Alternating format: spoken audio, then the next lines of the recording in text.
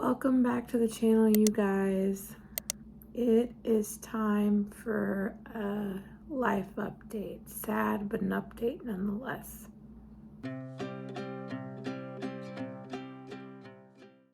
Well, this isn't exactly the video that I had planned for this week, but didn't seem right to keep filming without letting you guys know. I did post a short, so those of you that follow along will have seen that, but my Shishan Katie passed away. She was old. She was half Bichon Frise, half Shih Tzu, and got her in 2011, and she's been my baby ever since. We each had our dogs before we got married, and then we came together. We got them when we were dating and thought, oh, and then we'll get married and they'll be the best of friends, so we only got them a few months apart. So for reference, the Beagle died in 2024. So it's been about late 2024. So it's been maybe a year and a half since the Beagle passed away, Sally. And my dog, Katie, just really didn't like sleeping out here by herself. I mean, there's the cat, but the cat slept in her cat bed. And she would just whine at the gate. And so we started letting her sleep in our bed because we felt bad for her. So this past week, like the beginning of the week, we noticed that there was some brown like stain on the comforter and a little bit on the wood floor, like where she sleeps. And then we saw it in the fur, like around her chin, and we realized she must have thrown up some stomach bile or something.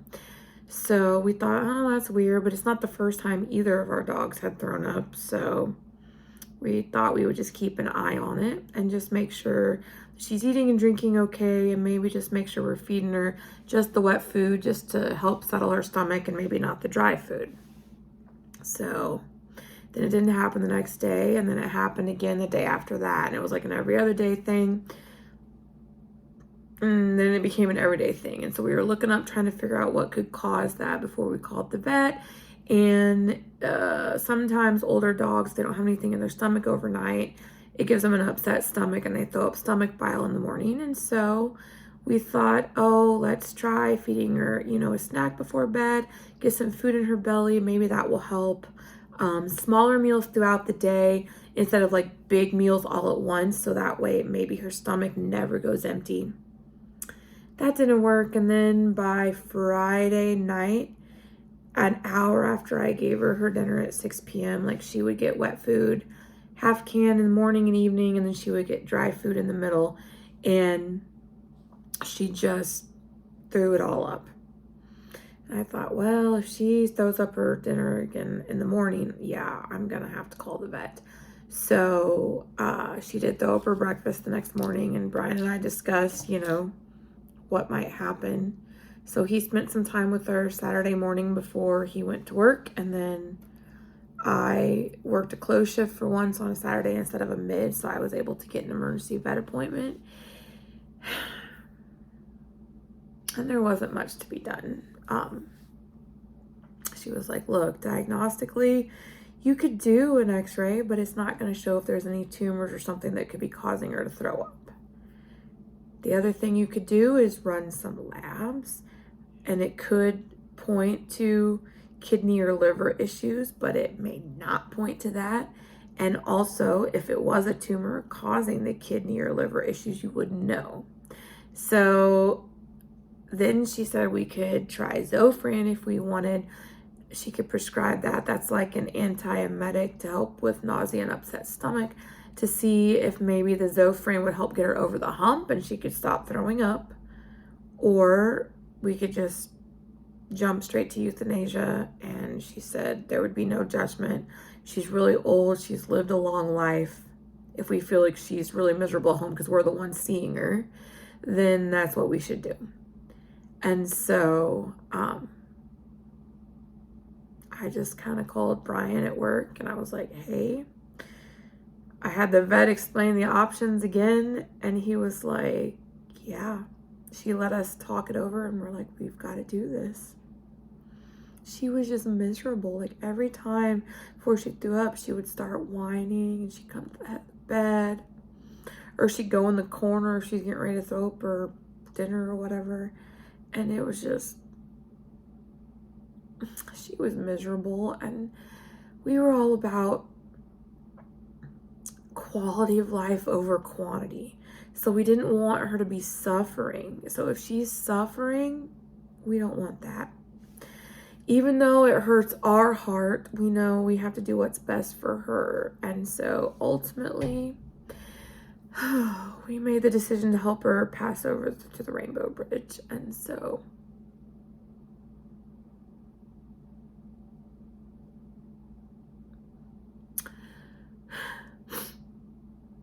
sorry, she's in heaven now with her sissy Sally.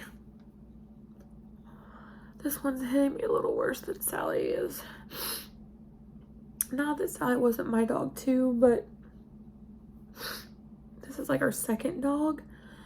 And the dogs predated Lexi, and so it's like that chapter of our life is now closing because they're gone.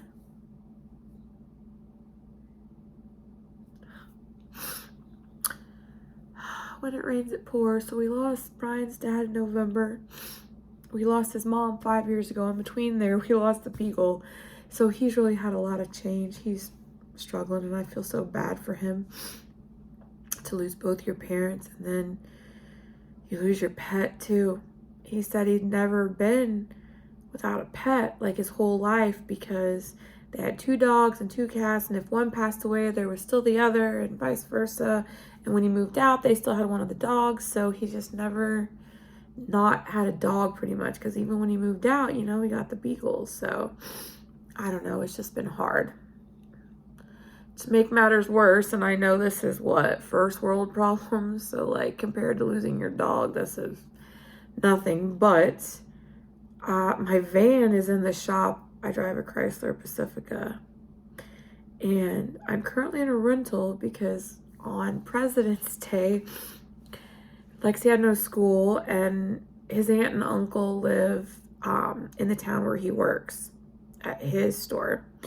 And so we had made plans to meet up with them. That would have been his mom's sister. And so we had some paperwork to give them from his dad's passing and from his mom, and some stuff that they needed. And we found some things when we were cleaning out his dad's house to sell, and wanted to give it to him. So we invited all the siblings who could come, and we met up for lunch, and it was a great time. Had my sister-in-law in the front seat. On the way home, I drove, and my daughter in the back seat. And then, of course, Brian went back to work, and so we just met on his lunch break. So we were driving home on the interstate, and the roads here are not great after all the snow that we got that finally melted. The snow stuck around for a long time because it was very cold, like below zero a lot of times was the wind chill. And so the freezing and thawing is what causes potholes on the road. I know this because my dad worked for the county highway department for years besides working on the farm. So it can cause really bad potholes in the road. And so there was like a giant crater in the road, like a football shaped crater in the middle lane that we were driving in. And there was a semi up ahead, like we weren't right behind it either, but it was up ahead. And I thought, ooh, I want to miss this giant crater. Let me get into the right lane. But then I saw that the semi had bounced over it. Like we watched the bed of his truck bounce. And then he was trying to get into the right lane. He had his blinker on. He was going to take the exit. So I thought, well, I guess I'm just going to have to go right, because if I go left and hit this giant pothole, like it's probably going to blow out my tire or something. So I went right, stayed the course behind the semi, and when he bounced out of that pothole, it was all cracked in there, and it kicked up a chunk of concrete. I swear it was like this big. It was bigger. It looked to be just slightly bigger than the size of a softball, and it was flying towards us.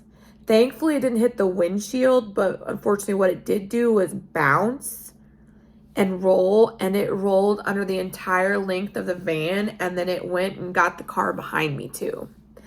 And so we were driving and we hear the thump.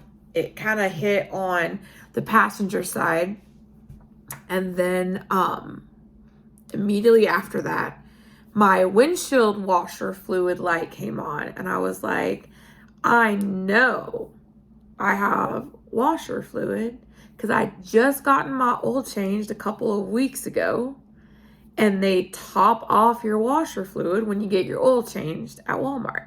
And I was like, there's no way. I bet you it hit the underneath of that. I will put a picture up here of the bumper. So it did hit the bumper. So I bought wash fluid. I'm like, you know what? I am going to have to take it to the body shop, but what do you bet? So at first I had noticed the bumper, and I just bought washer fluid, and I dumped it in there, and it drained straight out onto my foot. I was like, oh no, it has hit the hose line, something. And then I saw the bumper. It had like sliced into it. I'm like, oh.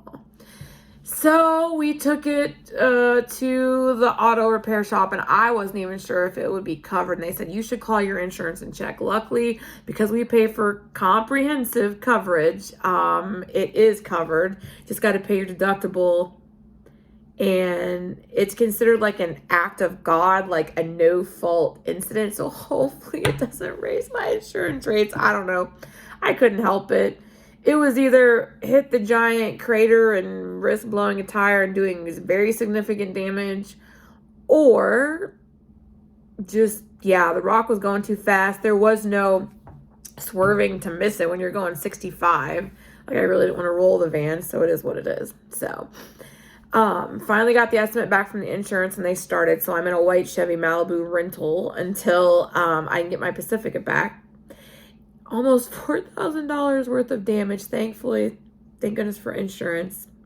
Basically, it did hit the washer fluid reservoir. So it hit that, busted a crack type hole in it. And so all my washer fluid drained out. So that makes sense why that light came on. And then it hit the bumper, obviously. So that's the second thing. So I got to get a brand new bumper.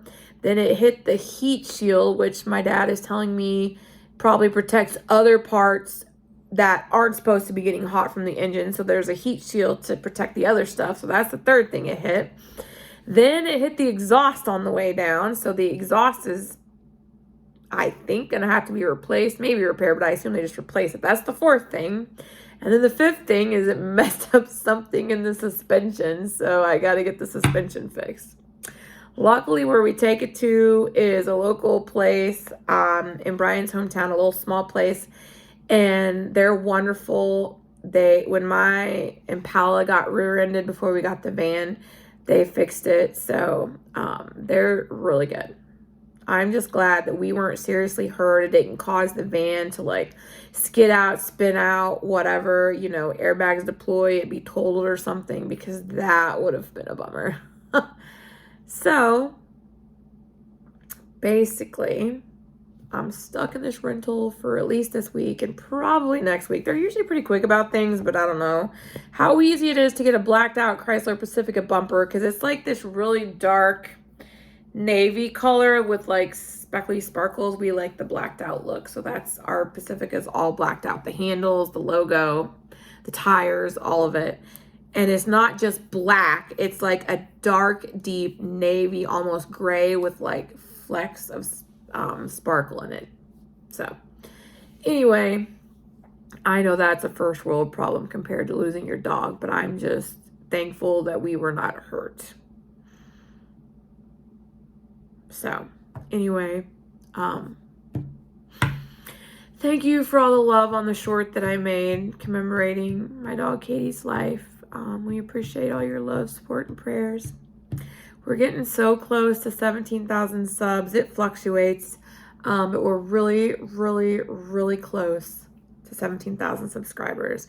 So if you could help Lexi out, subscribe and hit the bell, in her words, to be notified when we upload another video, we'd really appreciate it, guys. And I hope to have more fun video for you next week that Lexi will get to be in. She's really excited for next week's video to show you a few things. So be looking out for that one. So anyway, until next time, we'll see you next week, guys. Bye.